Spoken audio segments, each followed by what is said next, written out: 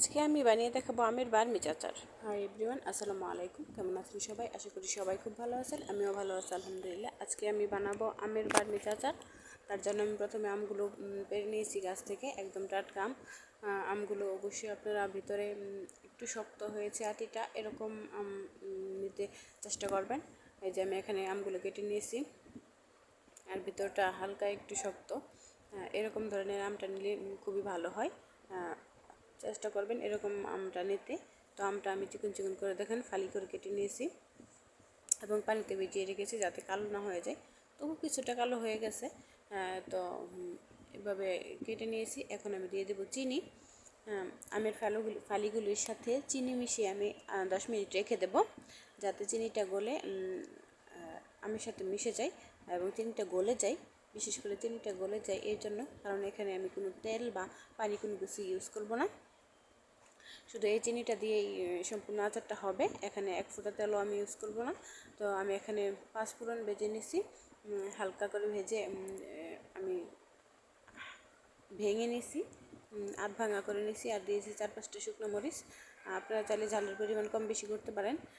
তো আমি এখানে যে আমটা আমি চিনিতে মিশিয়ে রেখেছিলাম, দেখুন চিনিগুলো গলে গেছে।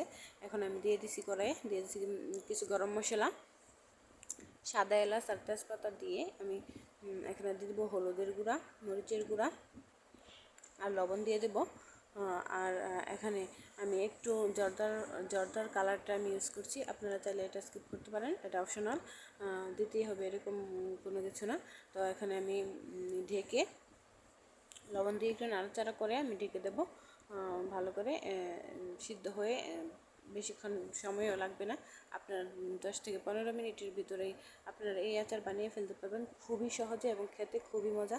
দেখুন আমটা প্রায় সিদ্ধ হয়ে গেছে।